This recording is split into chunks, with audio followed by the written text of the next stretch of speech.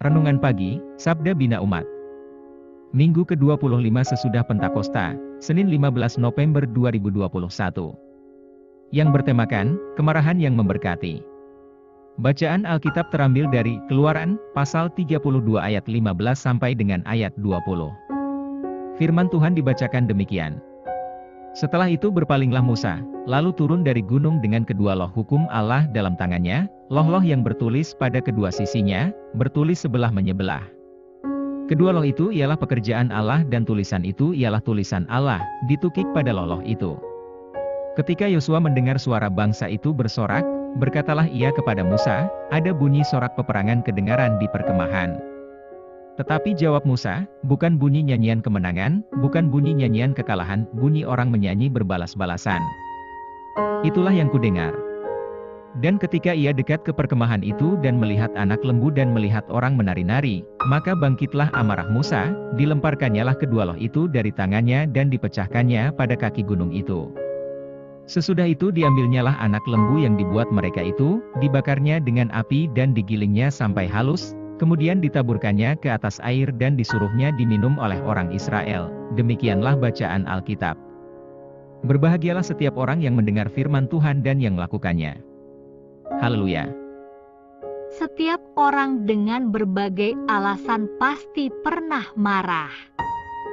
Berdasarkan KBB Kamus Besar Bahasa Indonesia, marah bermakna perasaan sangat tidak senang karena berbagai hal yang tidak menyenangkan yang dialami seseorang, berang atau gusar. Marah pada satu sisi dibenarkan jika beralasan dan terkendali, tetapi yang salah adalah kemarahan yang tidak terkendali dan tidak beralasan. Setelah menerima dua loh batu yang berisi hukum Tuhan, Musa bersama Yosua turun dari Gunung Sinai menjumpai umat Israel. Musa mendengar dan melihat orang-orang Israel dengan sangat meriah menyanyi dan menari. Mereka menari dan menyanyi bukan dalam rangka menyambut Musa, bukan juga dalam rangka memuji dan menyembah Allah, tetapi dalam rangka ritual penyembahan patung anak lembu emas. Israel telah mengecewakan Musa, terlebih mengecewakan Allah. Ketidaksabaran Israel menunggu Musa telah menjerumuskan mereka jatuh ke dalam dosa. Musa marah dan bertindak menghancurkan patung anak lembu emas dengan dua loh batu. Tindakan Musa ini bermakna, pertama, menegur Israel bahwa mereka telah menyimpang dan berada dalam krisis. Kedua, menunjukkan kepada Israel bahwa patung anak lembu emas itu tidak punya kuasa, hanya Allah yang hidup dan maha kuasa.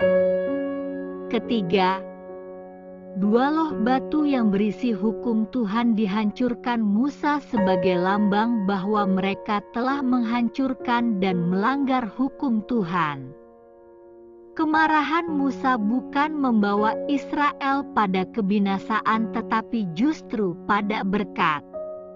Maksudnya kemarahan Musa bertujuan untuk menyelamatkan Israel dari kebinasaan karena dosa.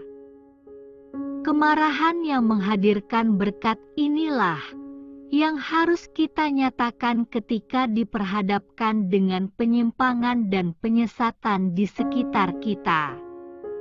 Kemarahan yang menghadirkan berkat itu dibangun berdasarkan kasih Allah dan kebenaran firman-Nya, bukan dilandasi oleh emosi dan kebencian.